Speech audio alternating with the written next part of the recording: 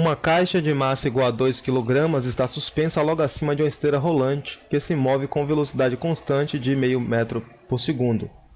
Em um dado instante, solta-se a caixa e ela cai sobre a esteira, passando a deslizar sobre esta, até atingir a mesma velocidade com que ela se move. Dado o coeficiente de atrito cinético entre a caixa e a esteira igual a 0,1, determine o intervalo de tempo que decorre desde o instante em que a caixa cai sobre a esteira até quando começa a andar com a mesma velocidade que ela. Ao olhar para um problema deste tipo, normalmente os alunos batem o desespero. É uma questão relativamente simples, mas que requer que você domine muito bem os conceitos da física. Ora, quando a caixa cair sobre a esteira, a caixa vai ter uma velocidade inicial em relação à esteira que vai ser igual a zero, uma velocidade em relação ao eixo horizontal. Então, a velocidade inicial da caixa vai ser igual a zero. À medida que cai na esteira, ela vai se movimentar nesta direção porque vai existir entre a caixa e a esteira uma força. E essa força é a força de atrito. Então, vai existir uma força de atrito cinético, porque a caixa vai estar deslizando sobre a esteira. E esta força de atrito, ao invés de estar atrapalhando o movimento, ela vai estar, de fato, ajudando que o movimento aconteça. Pois se não existisse a força de atrito, a caixa não seria levada para frente. Então, quando a caixa tocar a esteira, vai aparecer uma força de atrito para frente. Esta força de atrito para frente vai fazer com que a caixa acelere, saindo do repouso até atingir a velocidade de meio metro por segundo, que é a mesma velocidade da esteira. Então, se nós queremos saber o intervalo de tempo que decorre entre ela sair de velocidade inicial igual a zero até esta velocidade, considerando aí que a aceleração seja constante, nós deveremos aplicar a equação da velocidade da cinemática. Então, para obter qual vai ser este tempo, nós deveremos utilizar a seguinte equação.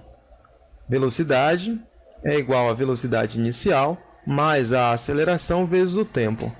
A velocidade final vai ser igual a meio metro por segundo, a velocidade inicial é igual a zero. Para descobrir o tempo, nós precisamos saber qual a aceleração. Então, se nós aplicarmos a segunda lei de Newton à caixa, pela segunda lei de Newton, nós sabemos que força resultante tem que ser igual a massa vezes a aceleração. E a força resultante neste caso vai ser a força de atrito. Portanto, nós podemos escrever que a força resultante vai ser igual a Φ. E Φ nós sabemos que pode ser calculado como sendo o coeficiente de atrito vezes a normal. Então, coeficiente de atrito vezes a força normal tem que ser igual a massa vezes a aceleração.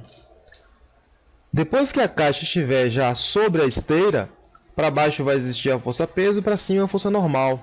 E a força peso e a normal vai ter o mesmo valor numérico, pois estarão equilibrados sobre uma superfície horizontal, não estarão subindo nem descendo.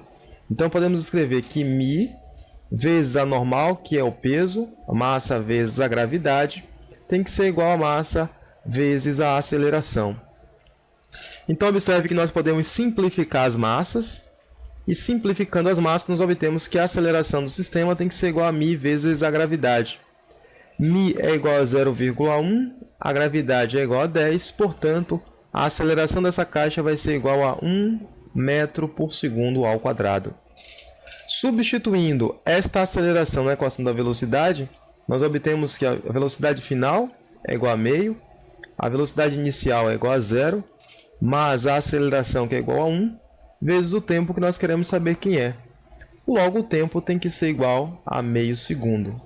Então, vai levar meio segundo para que esta caixa saia do repouso relativo à esteira até atingir a velocidade da esteira, que é de meio metro por segundo. Vamos agora determinar a letra B. A letra B diz que a letra B quer saber qual o trabalho realizado pela esteira sobre a caixa. Então, se nós queremos saber o trabalho realizado, nós temos aqui duas opções para poder responder. Podemos calcular através da expressão trabalho da força resultante, já que a força resultante é a força de atrito, tem que ser igual à variação de energia cinética que o corpo vai obter. Então, A força resultante que age sobre a caixa é apenas a força de atrito. Se eu quero saber o trabalho dessa força resultante, basta eu calcular qual a variação de energia cinética que a caixa vai ter. Então, o trabalho da força resultante, que é o trabalho de FAT, vai ter que ser igual a massa vezes a velocidade final ao quadrado dividido por 2, menos massa vezes velocidade inicial ao quadrado dividido por 2. A velocidade inicial da caixa em relação à esteira é igual a zero, portanto isso aqui vai ser igual a zero. Então, o trabalho de FAT pode ser calculado apenas utilizando que o trabalho de FAT vai ser igual a massa é igual a 2, vezes a velocidade final é igual a meio metro por segundo elevado ao quadrado, dividido por 2. 2 dividido por 2 dá 1, meio elevado ao quadrado, significa então que o trabalho da força de atrito vai ter que ser igual a 0,25 joules. E com isso nós chegamos ao final da resolução desta questão. Você também poderia tentar encontrar o trabalho da força resultante usando a outra expressão, que é trabalho é igual a força vezes deslocamento vezes o cosseno do ângulo formado entre a força e o deslocamento. Fazer desta maneira também dá certo, no entanto você teria que descobrir qual a distância percorrida pela caixa em relação à esteira até que ela adquira a velocidade da esteira. Então você vai ter que calcular a distância para depois conseguir calcular o trabalho, uma vez que você pode calcular a força de atrito. A conta fica um pouquinho maior, mas dá certo, você encontra o mesmo resultado. E eu vou deixar isto como exercício para vocês.